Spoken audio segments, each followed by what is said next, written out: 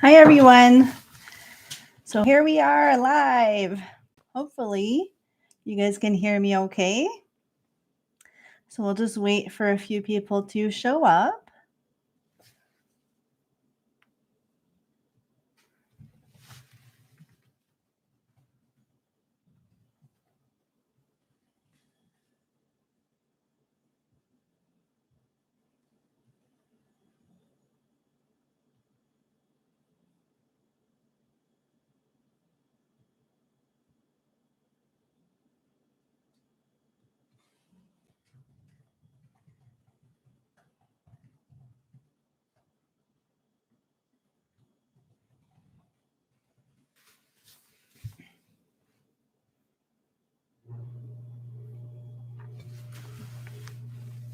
All right. So while we wait for people to come on, I'm going to go over some of the questions that I have recently been asked. That way, hopefully, that'll answer some of your questions.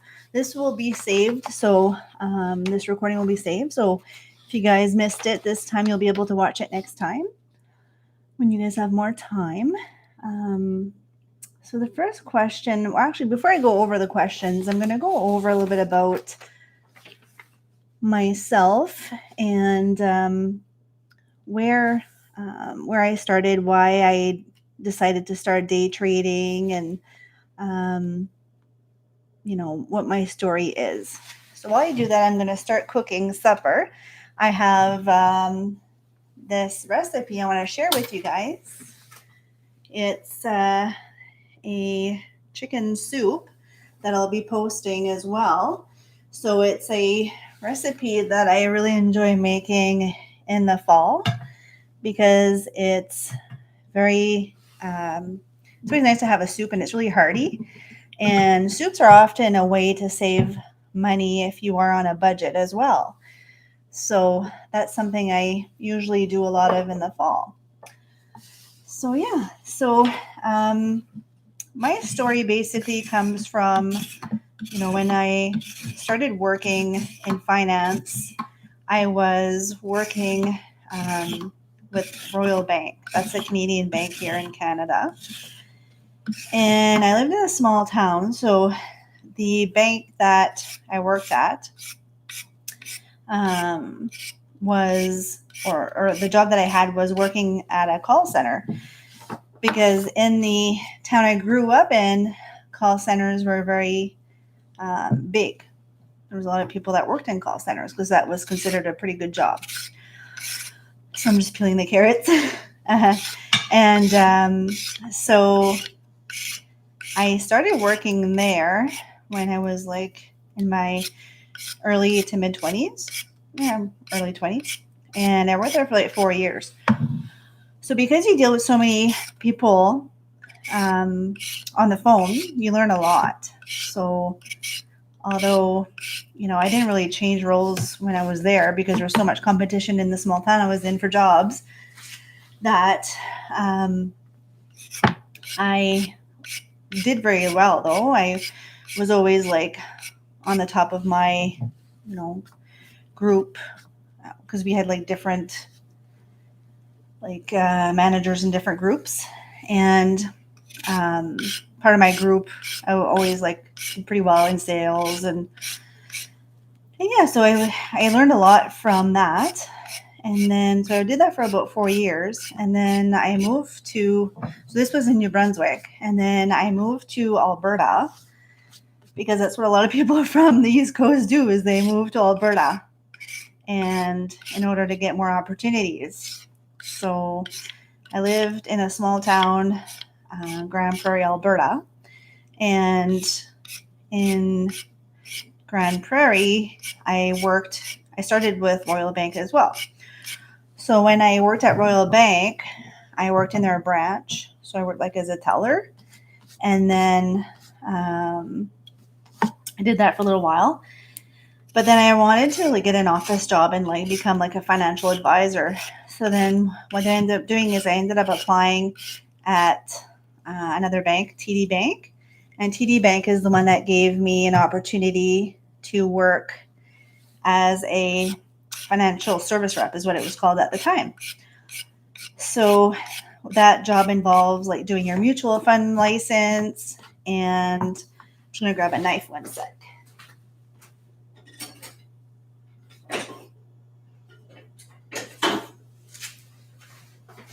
So I got my mutual fund license, and I did all of that through my work. So I didn't have to pay anything out of pocket. It was all paid for through my work. And because I was in this small town in the middle of nowhere in Alberta, there was so much opportunity to move up fairly quickly. So I was pretty lucky to get that job without having to like move across the country, because that's what often you have to do. You usually have to be willing to move across the country if you want to get a good job or if you want to get promoted. So I was lucky that way. I was able to, get all my education and work with them for like 4 years or so. And when I was a financial service rep, I then got promoted to financial advisor. So financial advisor has more like high value clients that you see regularly. You do like mortgages and mutual funds, and you manage more money, essentially more of people's money. And so I did that as well. So then after I did that, I stayed there for about 4 years. Then I wanted to, so while I was there, actually, I really had a desire to like work for myself and like find a way that I could, eventually not have to work for someone else, right? So then on the weekends, I would do a lot of like, I found all these courses for like day trading, and I learned a lot about day trading. And I did that for, I don't know, maybe a year or two, like on the evenings and weekends. And I learned as much as I could about day trading. So then when I turned 30, I think it was, then I decided to leave my job and day trade full time, like try it out and see if I could make a living from it. So that's what I did. And that was a big risk because I was walking away from a good job, but I also really had the desire to want to, have my own schedule, right? So then I did that for about a year or so, and I essentially learned a few lessons along the way. I was following people online that were day trading and kind of seeing what they were doing, what kind of strategies they were using. So they were using like gap strategies. So I did that. The only thing is, out of them, they essentially, charge quite a bit to be part of this group, and they guarantee that if you don't succeed, that they'll give you your money back. So, but unfortunately, that did not happen. So I day traded for a bit. I'd had this quite lengthy strategy, and it was hard to follow because the emotions of day trading take over, and it didn't really work out in the end. So I decided to go back to work. So I knew some people that were doing finance in dealerships, and they were doing fairly well. So then I decided to move my career into that. So that's been the majority of my career for the last decade. In the last couple of years, I've gone back into trading and ETFs mostly.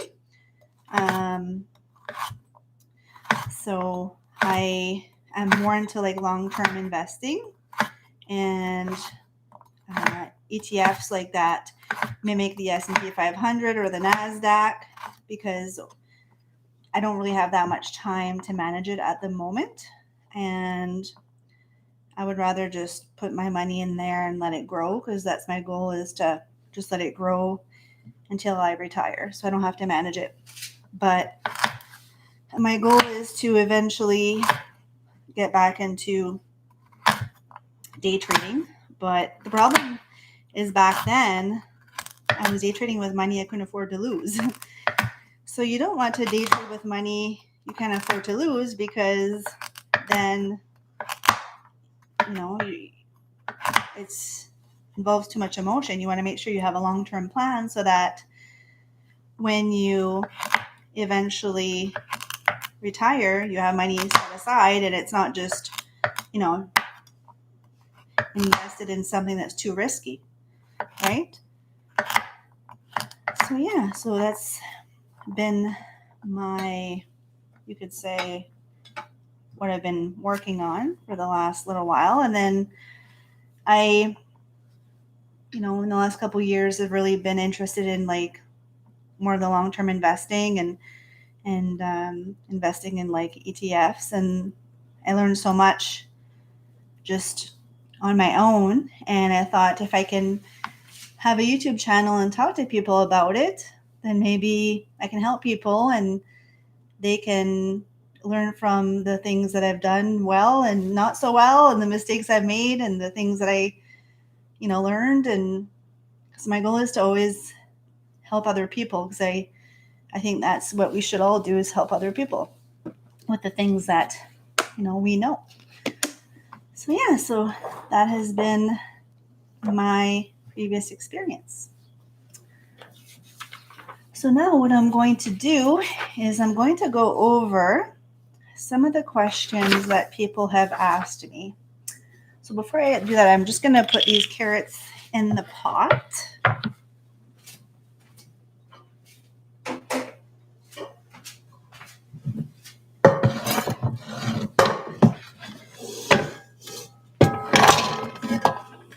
So with this soup, what I usually do is I usually cook everything first. So I will just put the chopped carrots. I have about 4 small carrots in there, because I make a big batch at a time so I can freeze it for meal prepping. And then I'm going to shred a couple carrots as well with the shredder.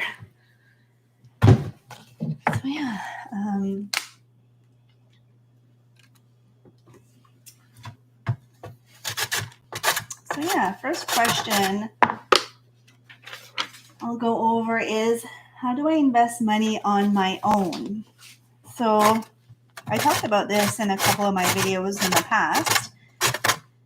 So on your own, depending on how much time you want to involve yourself, that will determine what type of investments you want to invest in, I guess you can say. But the easiest way to invest on your own is to open a discount brokerage account. So you can usually open them on your own by calling. That's how I did them, or going into the branch. Or I don't know if some of them allow you to open them online yourself. Maybe actually they do some now as well. But if you can just open a discount brokerage account, then that'll allow you to buy your own stocks, your own ETFs, if you're into that. The other thing is, if you want to have someone invest money for you, you can go into the branch and have someone help you. So there's financial advisors there, and based on some of so they're going to ask you some questions like, what's your time frame, or how much you want to invest this money for, how much money do you want to invest, what the purpose of the investment is, what's your risk tolerance, so that they can put you in the most, into the fund that's best for you, you could say. So that's what I used to do. So the only thing is, with mutual funds, although they're great for the majority of people, which I think, majority of people may not want to take the time to invest. So if the majority of people don't want to take the time to invest, that's a great solution for people, is investing in a mutual fund. Now, the only thing with mutual funds is they have management fees, and it'll eat at your profits. So if you can take the time to learn more about investing on your own, you can keep more of your money so you don't have to pay it in management fees. That'll make a big difference in your return. So yeah, so those are the two best ways, or the two ways I guess you could say, like invest on your own or have someone invest for you. Okay. Now, another question is investing better or trading better? Depends what the purpose is. Like, if you don't want to take time to, learn about anything and you just want someone to do it for you, or you just want to invest and forget about it, then investing is better. If you want to learn more about the market and what companies are out there, and you want to try to predict, where certain stocks will be in the future, and you want to bet on that in hopes that you'll make a lot of money, or you can also lose a lot of money, then if it doesn't go in your favor, then trading would be better. So it all depends. I think most people should do both, because trading is something that's, if you have the time to do, is exciting. And investing, it should also be done if you're a day trader, because you want to have that cushion or long-term investment that's already, there for you, because you don't want to risk all your money, right? Yeah. Now, another question I got is, should I invest or pay debt off first? Now, in my opinion, there's always going to be debt, right? So if you're always focused on paying debt and you have a lot of it, then you're never going to invest. So I would allow for a percentage of your income to go towards investing, because it's also important to start as early as possible. And you want to take a portion of it to pay off your debt as well. Because I think the majority of people will usually have car loans, unless you want to buy something cheap and keep it for like 20 years. I think a lot of people out there have car loans that's almost a given, and that's debt, right? So I think you want to essentially focus on both. It's not one or the other. Another question is, investing in stocks worth it? So I think investing in stocks is worth it, depending on your risk tolerance. If you have a low risk tolerance, then you want to diversify. So then what you want to do is you want to look at different industries to invest your money in, different industries, and not put all your money in one stock. I would suggest 4 or 5 different industries and minimum 4 or 5 stocks or more, and investing it on a monthly basis, ideally. So you can't really time the market, really, but yeah, I think they are worth it.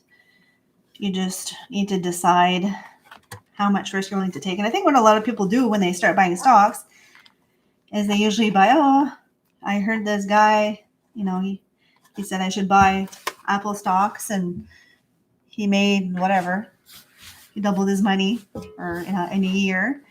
So then people usually get in at that point when the other person already made their money. So you're kind of late at the game at that point, unless you're willing to hold on to it for a long time in case, because there's going to be a correction at some point, and there will be. So you just don't want to get in at the top if you can. So that's why you want to get in on a monthly basis would be better for sure.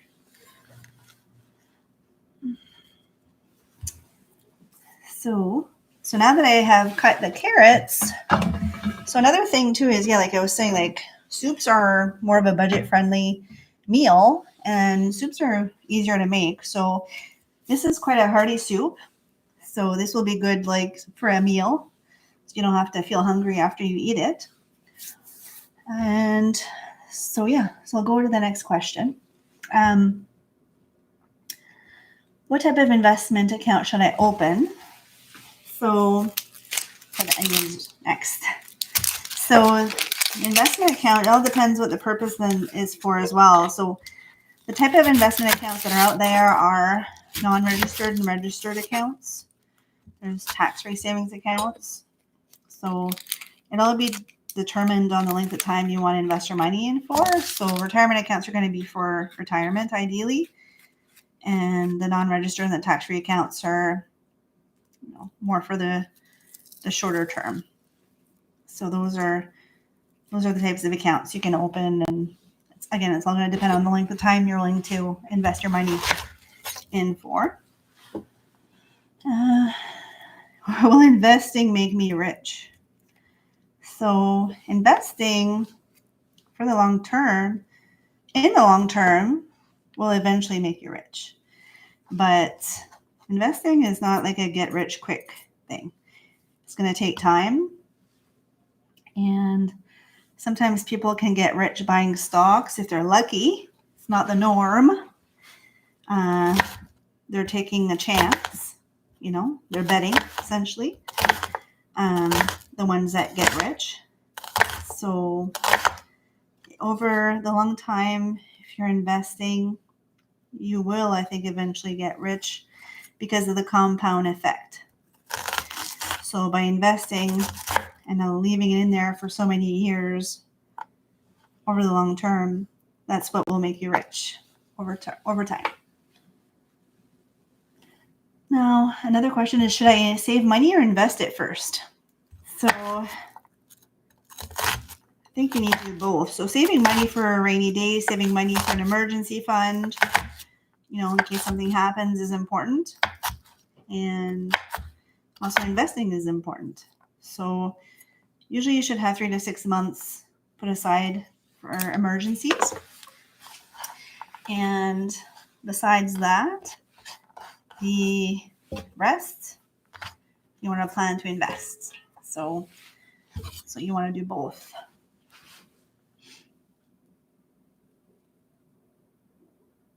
Now, I had some credit questions as well because I am involved with credit as well, and I have for years. So a lot of people want to know, how do I build credit? So one of the questions I got is, how do I finance a car?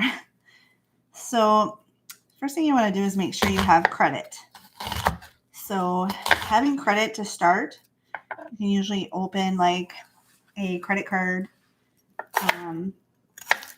through a bank or a retail company, like a store credit card. Those ways will allow you to start building credit. Once you have credit established for a while, then you can then look at applying for a vehicle. So, or any type of credit, really. Right now, the banks are a bit sticky because of what's happening in the world, and there's going to be more and more defaults. And so there's a possibility you may need a cosigner, or you may want to look at financing a vehicle with, a decent down payment, or maybe a cheaper used vehicle to start with a decent down payment as well. Is another way to build credit, so you can buy a car. Another question is, why should I finance a car? So in Canada, you can finance a car and they're open loans. A lot of people think that they're closed, like a mortgage, where you're limited to how much you can pay. But with a car loan, you can pay it off anytime, really. So if you, even though interest rates are high, if you change your mind after you get the car loan, you can always pay it off. And so I think it's, if you can get a loan you need to build credit and have more credit available to you is always a nice thing in case of emergencies later, like a line of credit as well. But yeah, so what you want to do is, it's up to you if you want to finance a car, but a lot of people are concerned and they usually sometimes will use like a line of credit like on their home. And a lot of people don't realize that if they borrow money off a line of credit off their home, it's a demand loan here in Canada, which means the bank can demand full payment anytime. And there's been changes in the rules with mortgages or lines of credit, I should say, in Canada, where the banks will only lend 65% of the value of the home as a line of credit. And they were recently doing up to 80%. So that's also changed. So yeah, so I do not suggest using money off of a home equity line of credit to buy a vehicle or anything really, because you're at risk that the bank could ask for full payment right away, and that could be dangerous. Because if you can't pay it right away and you have to go to a different bank and you don't qualify, then what's the next step? You have to sell your house. So yeah.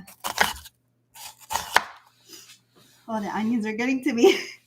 Whew. All right. Okay. So how do I finance with no credit? So I think I already touched on that. So you want to get a credit card first, or you may need a cosigner, right? So that's how you can start with no credit. So if you don't have any credit, then you'll need a cosigner. How do I finance with bad credit? So there's a lot of banks out there that are like B lenders, and this is all in Canada. I'm not sure how it works in the US. I would assume it's pretty much the same. But there's B lenders, they're usually a higher interest rate, and they will finance as long as you have proof of income.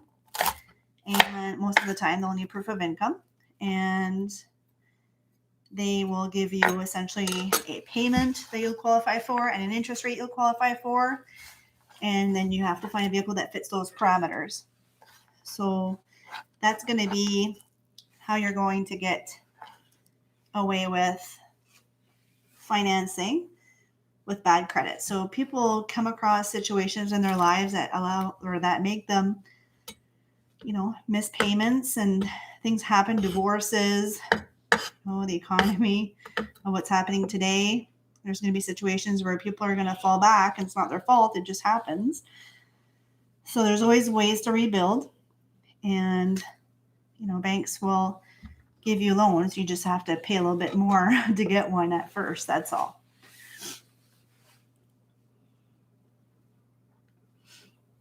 All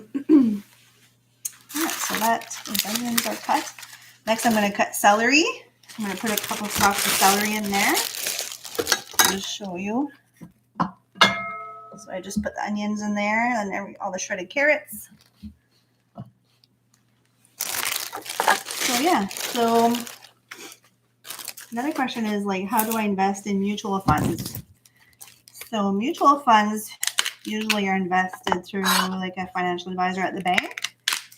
And like I said before, they'll go over some questions with you to figure out what your risk tolerance is, what your time horizon is,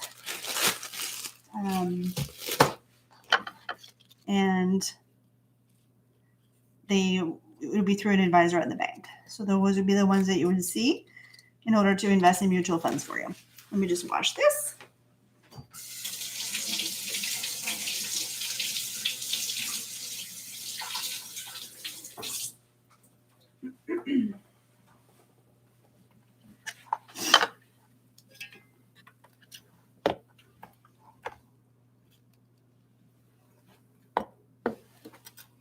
All right, I'm just looking at some other questions here.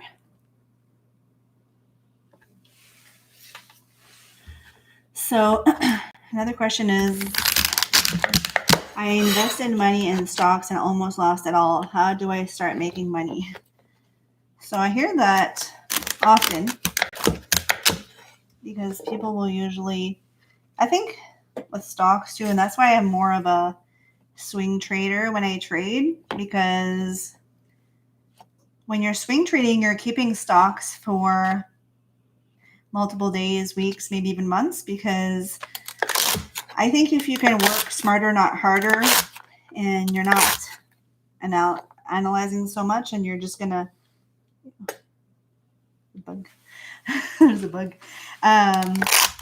Then I think you'll go further and you'll make more money overall, because a lot of people get scared. They buy something, they see it go down, and then they sell it, right? They sell it when they lost money, and they buy it at the top and they sell it at the bottom. And it should be the other way around, right? It should be buying at the bottom and selling at the top. So that's if you're going long, but if you're shorting, then yeah, the opposite. So shorting will usually, I've done that as well. So shorting is often an option. The only thing is with shorting is if the market is going up, you don't want to be shorting, in my opinion, because you're going against the market trend. Unless it's like an industry that is not doing so well at the moment, which I guess you could focus on that industry. But then you need a margin account, and then you pay interest on that account as well. And for the majority of people, shorting is more complicated. So I think just buying stocks regularly, not shorting it, is probably the best for the majority of people.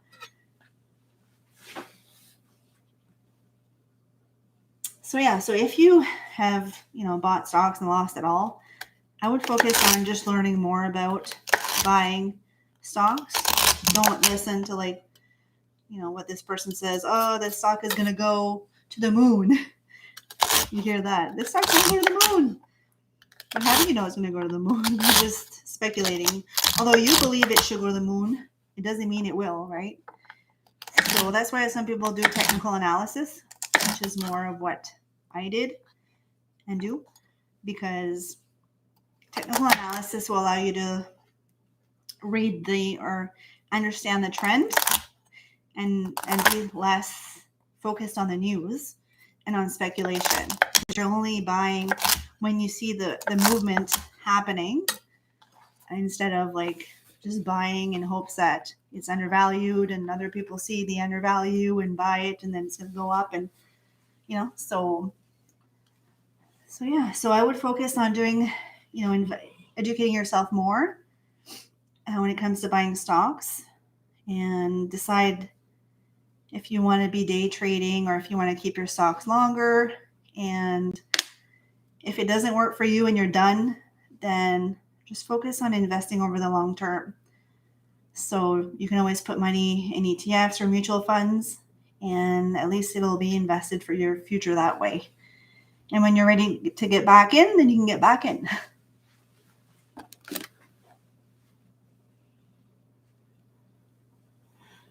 So what mistakes did you make when you started day trading? So when I started day trading, a few things I did was I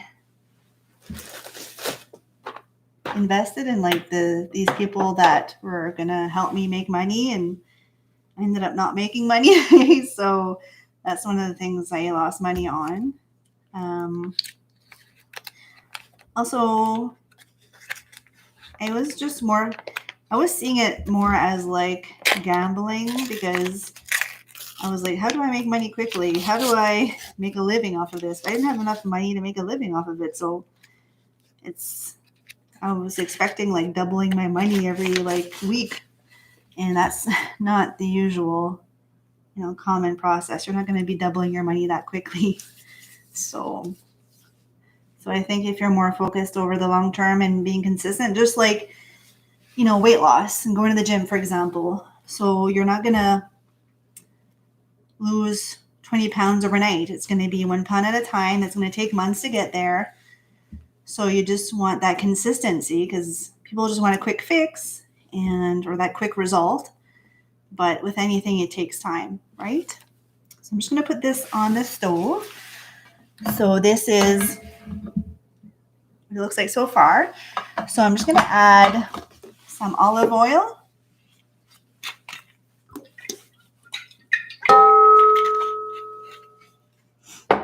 some salt,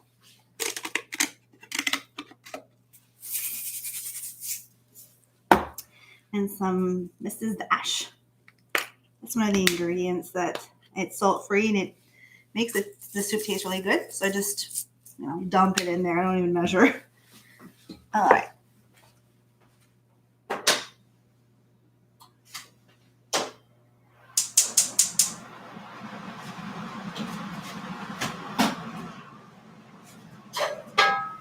Okay, so hopefully that's not too loud in the background. Oh, another thing too I want to add, I'll do this after. Okay, so I'll let that cook for a bit. Next thing I'm going to do is dice my chicken. So I have like 6 chicken breasts because I'm going to be making a large pot of soup. So I wanted a lot of chicken for that. So I'll dice that up next. I'm just going to grab a bowl.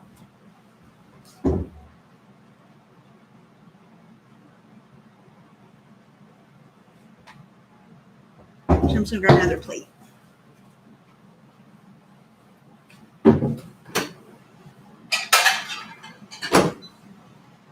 All right.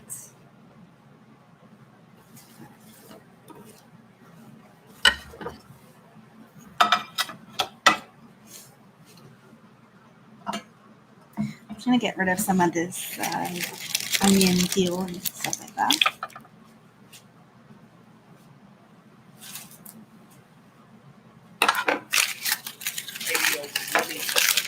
First, things of how the marketer thinks of data using those tools.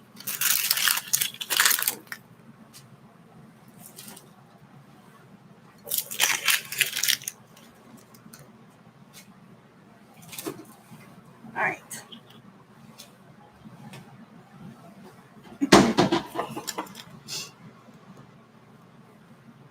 So another question I was asked is like, what made you start day trading?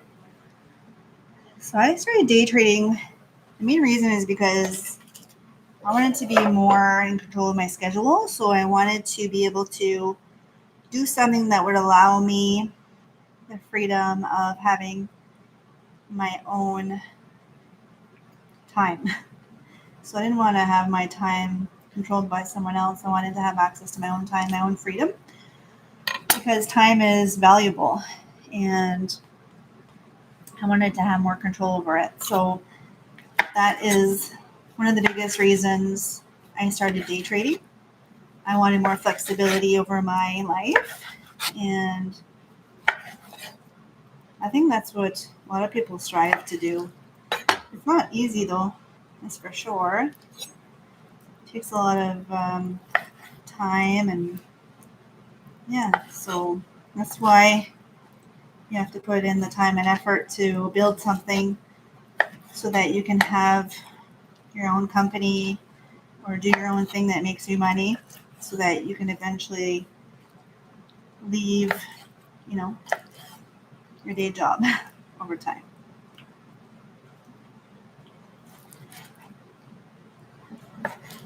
Also, like day trading is a skill not a lot of people know how to do, so it's something that is not super interesting to learn. Like all these videos that I have from like years ago, they're really dry and boring, but I just sat through it anyway, and I just like, this is for my future, so I just force myself to do it.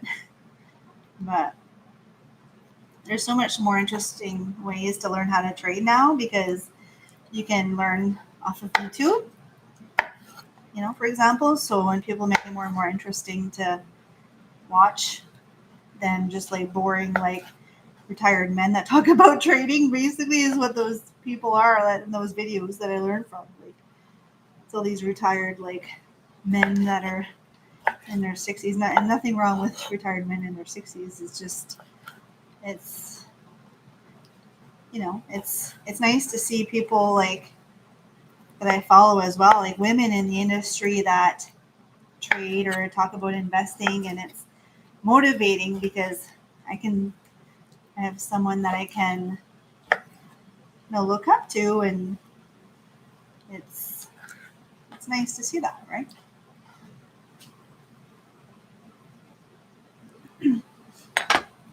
All right, another question, the last question, sorry, is what can I do now to start saving more money? Times are tough. So I come from a small, wait, one second, I'm just gonna stir the vegetables.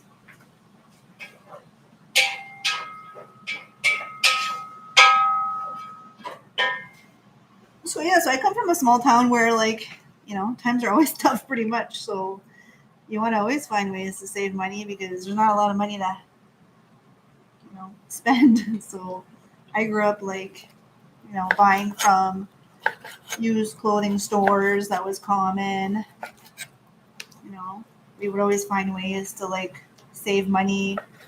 We always talked about you know ways to save money and things like that. So I think the best way to save money is figuring out where you spend most of it. And I think a lot of us spend it in housing. Housing is a big one. Food, another big one. So ways you can save money on housing if you don't want to sell your house and things are tough. You can find ways to rent rooms. My grandparents did that for years. They rented rooms out of their home to students and to, just beside their room. They had a student living in right beside them. And they were renting rooms to students. They were renting rooms to people that were disabled. They made fudge. Back then, you didn't need a license, I guess. They were selling fudge at the convenience store. So they were, because my grandfather was the breadwinner and my grandmother took care of the kids growing up, and that's how they survived. They, sorry, they they found ways to save money by having boarders in their home and by having small side businesses like making fudge, right? So um, another way you can save money is buying food in bulk. So I have a membership with my mother at Costco, and we got it years and years ago. So at the time, you needed to have it was everyone living in the same household. So at the time, she had just moved to Alberta, and we shared the membership. So ever since then, we've had the same membership, and we have the executive membership. So the executive membership gives you a percentage of your spending every year that you get back as cash back. I'm just gonna stir the.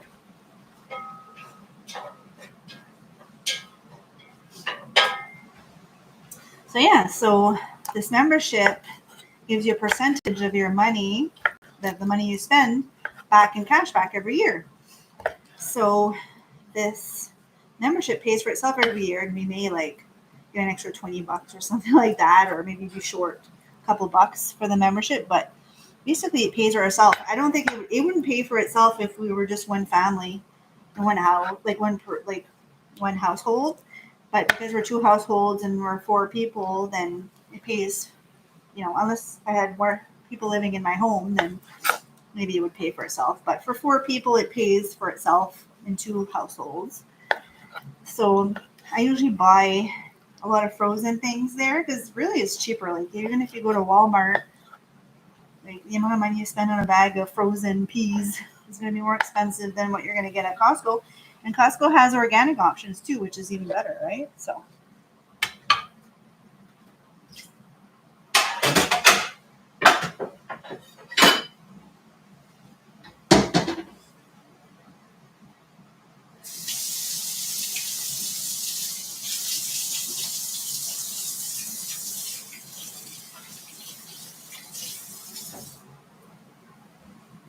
I think if you can buy things at Costco, things in bulk, meal prep, you don't have to eat out every day.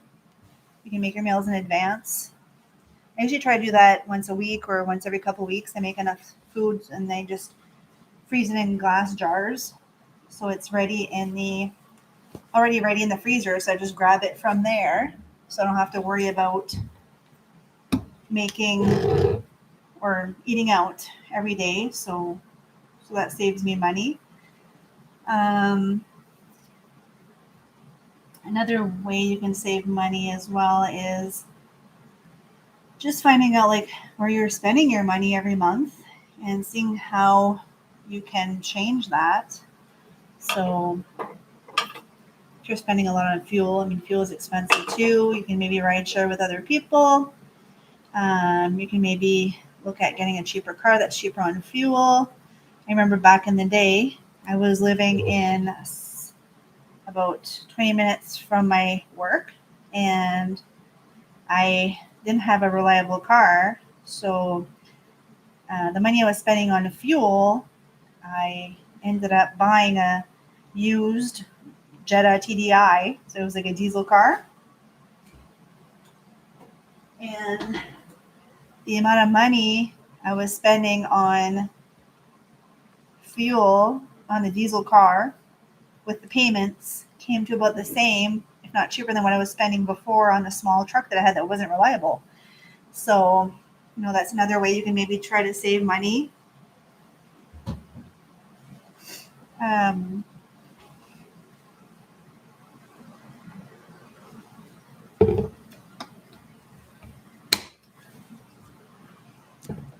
You can try selling some things you have at home that you don't have a use for anymore. Going through your things, seeing how you can have like a small side business. A lot of people will start their own small businesses on the side that will make them some income, extra income. So that's another way you can make more money. Making more money is another thing, right?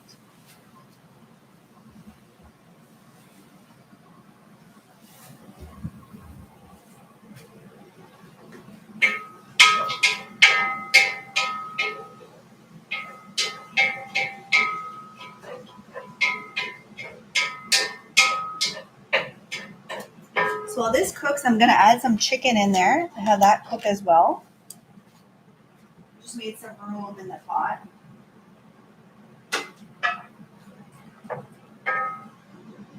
Increase the temperature a little bit.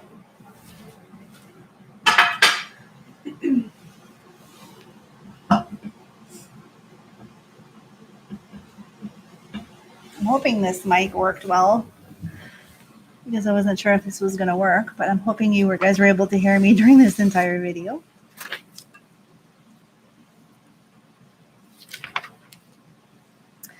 Another thing you can do when times are tougher is carry cash. When you carry cash, you tend to not spend as much because you are allowing yourself more of a budget. And, this is Leo. Oh, I know you shouldn't be on the counter, but Leo? So here, I'll show you Leo. Leo is a rag doll. And I had a rag doll before I got him, like 15 years ago. And I had him for 15 years, but then he passed away earlier this year. And ragdolls are very affectionate cats normally. This one's not as affectionate, to tell you the truth, but he's more independent. I think maybe when they get older, they get more affectionate. But they're like lap cats, so they usually like lay on you. They like a lot more attention. They usually are like, they greet you at the door like a dog. So it's kind of a different breed. So when I lost my cat earlier this year, I waited a little bit before I was ready to get another one. But so yeah, I got him a few months, 4 or 5 months ago, I guess you could say. Oh, just gonna add the garlic in there. So that's quite empty.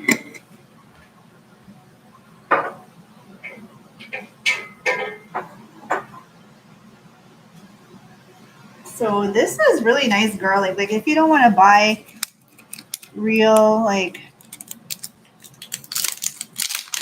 garlic and chop it up every time and You don't like the minced garlic? And this is like a garlic paste. I find it tastes so good. So that's something I would try. If I can open it.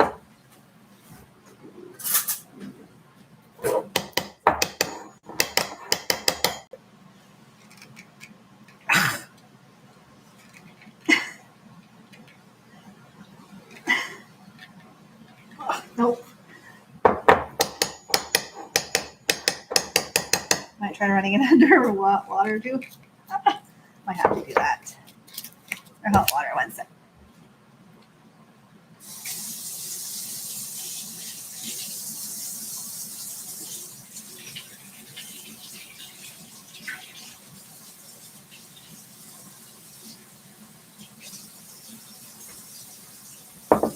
Waiting it to warm up.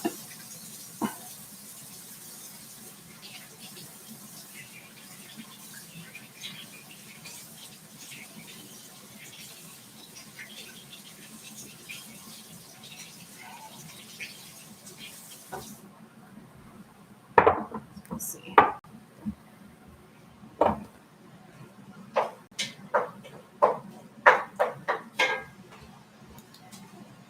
There you go.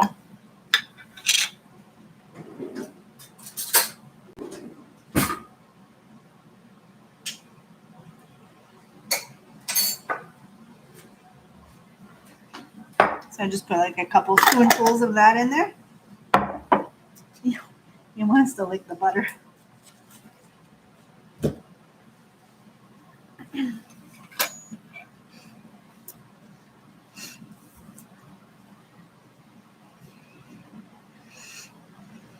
So another way you can save money is farmers markets. So I went to a farmers market not too far from where I live like last week, and the amount of vegetables I could get at the farmers market versus what I would get at the grocery store was crazy.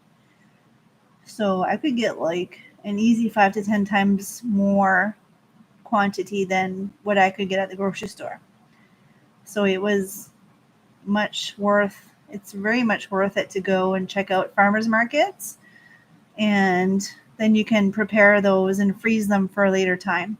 So that's what I did, is I bought a lot of things and I just washed them and I cut them and I froze them in Ziplocs for future use. So I did that with like peppers and beans, like green beans and yellow beans and things like that. And I also like chopped up a bunch in Ziplocs for like what I make for breakfast sometimes, like vegetables that I cut up, like peppers and onions, so that I can have them with my eggs in the morning.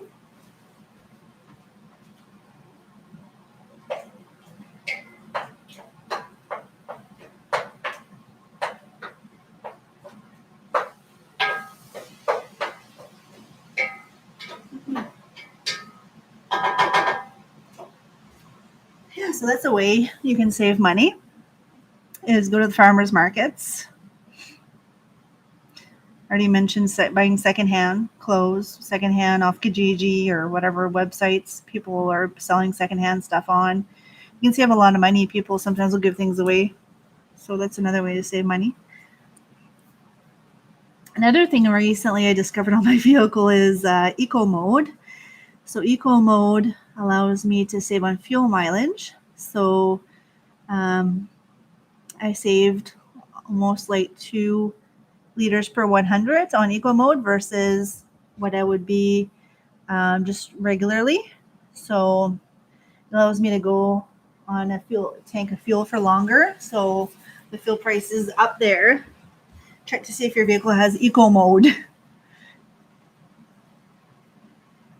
You can cancel unnecessary subscriptions. So if you have a lot of subscriptions that you forgot you have that you don't use, are only a couple bucks, but if you have like 5 of them that are like $10 each, that's $50 a month. So just see what you have for subscriptions that you may not need anymore, gym memberships that you don't use, things like that.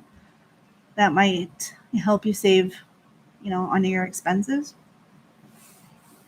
Another thing you can do is cut down on bills. Like you can shop insurance companies. So when your insurance, like your vehicle insurance, comes up for renewal, you can call around and see if there's cheaper quotes out there. A lot of people don't realize that some insurance companies can be a lot more than others, because some insurance companies may have experienced a lot of claims that year, so they may have increased their premiums a lot more than what other companies may have experienced.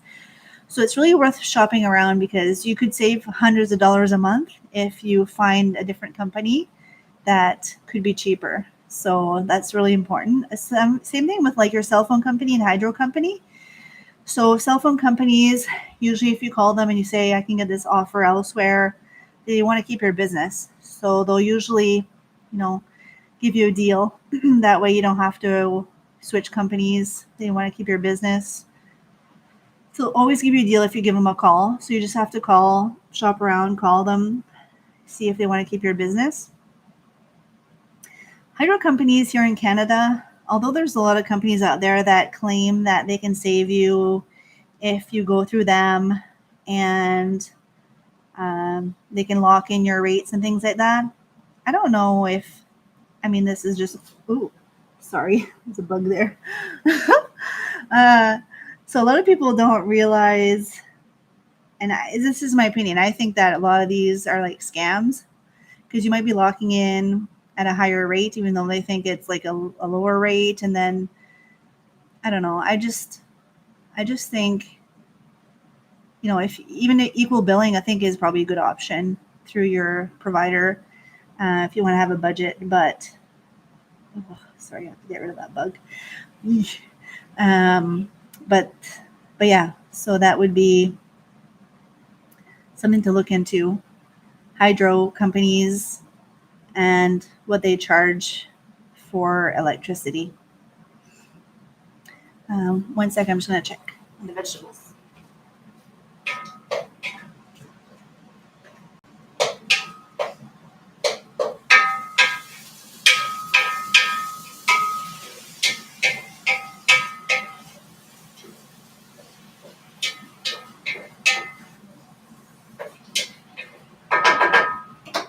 I'm trying to get rid of this bug.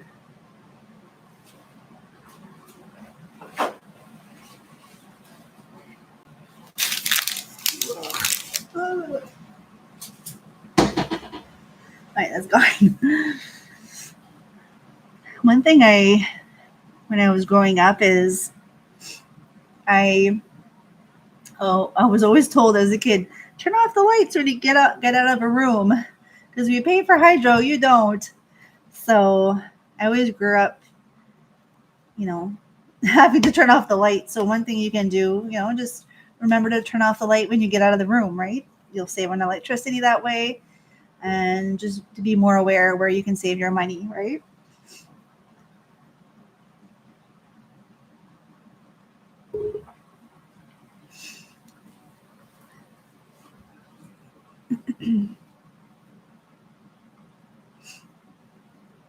So I'll go over a few of the other things that I use in my soup.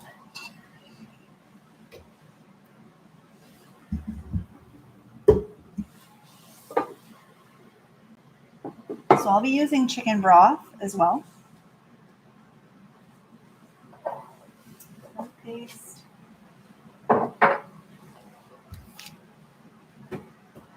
I was supposed to have corn, but I did not get any corn, so I will be using peas instead. Okay, so I'll be using peas in my soup. I'll be using just chicken broth. I try to use organic when possible. I'll be using fresh dill. So once everything is cooked, I'll just be throwing everything in the pot pretty much. You can get fresh dill. I usually always use like both the fresh and just like the bottled dill that's already dried, the dried dill. I am more gluten sensitive, so I usually use like a organic or like a gluten-free type pasta. It's easier for me to digest. I will be adding some lactose-free yogurt as well. I'll be putting some butter in there, and it's also good to have some healthy fats in there so that you're satisfied. And I will also so a lot of people use cornstarch, but I use potato starch. It's a great thickener so that, because this will be more of a thicker soup. So this I will mix with a little bit of the juice of the soup to make like a paste, and then I'll throw it in the pot to thicken the soup. So this will make it more hearty, and it's another substitute you can use instead of the corn starch. You can use potato starch. So, yeah.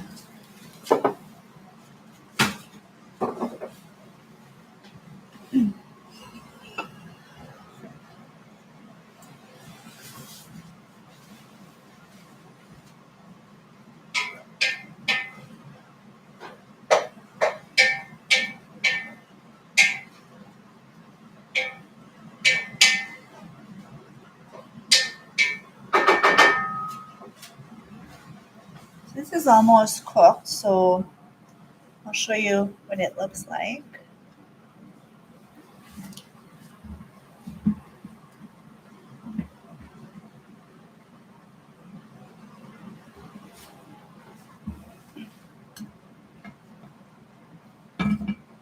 And once that's cooked, then I will add the broth. We'll start with the broth, then let it warm up. Then we'll add the peas and all the rest of the stuff, the pasta, the dill, the curd, like the yogurt, and then we'll make the thickener for it after.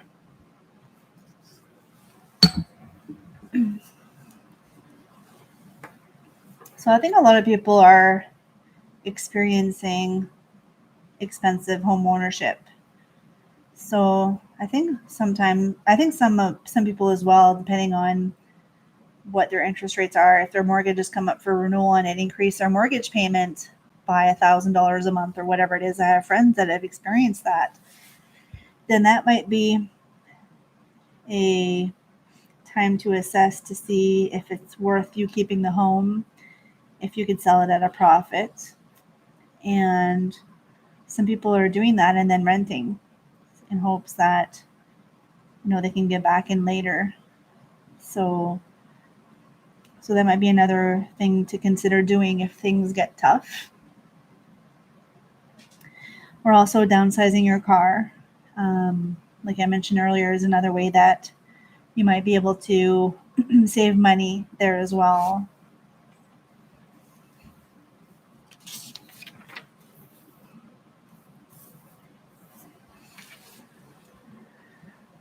So yeah, this live will be available later. I'll be posting it so that you guys will be able to watch it later if you missed it this time.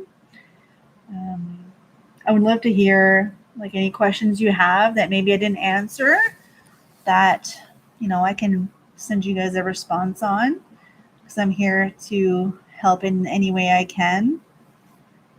If you guys need any advice. Video?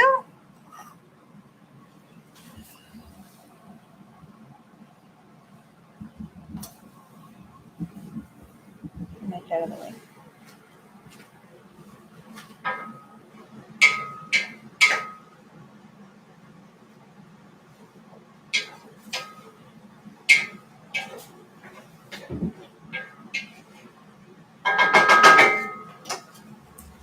All right, so that's cooked. So I'm going to add the broth.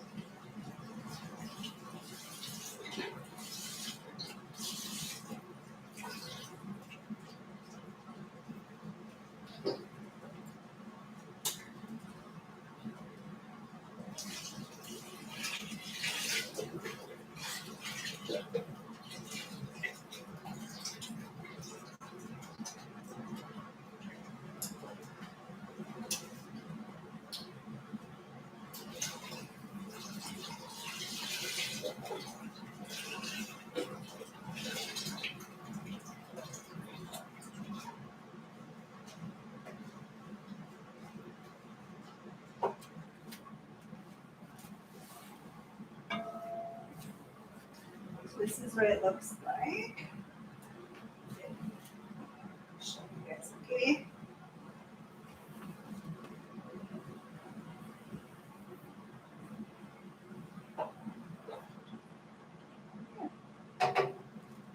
So we're gonna let that boil again.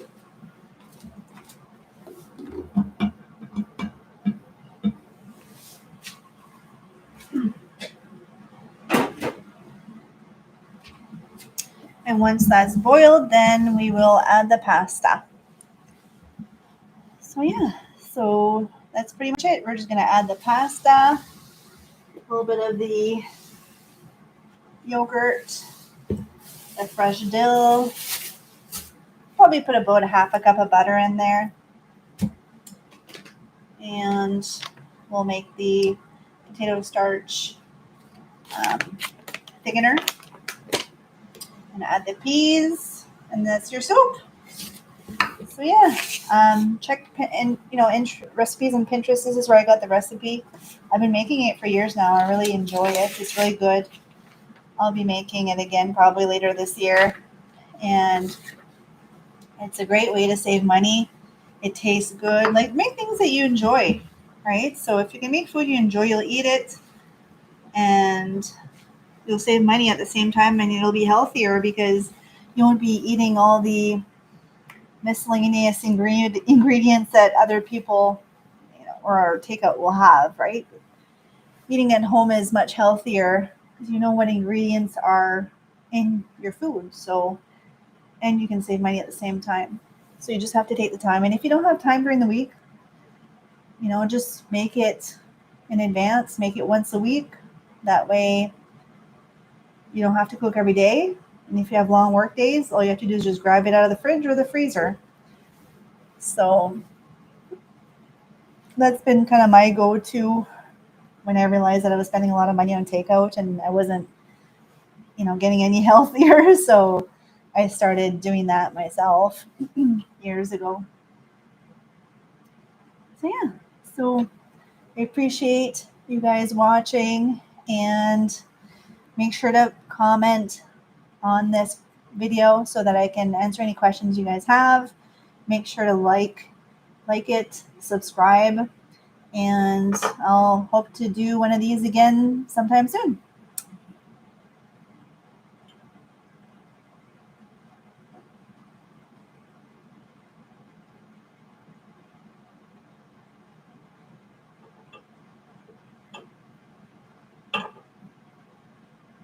Have a good night, guys. Have a good night.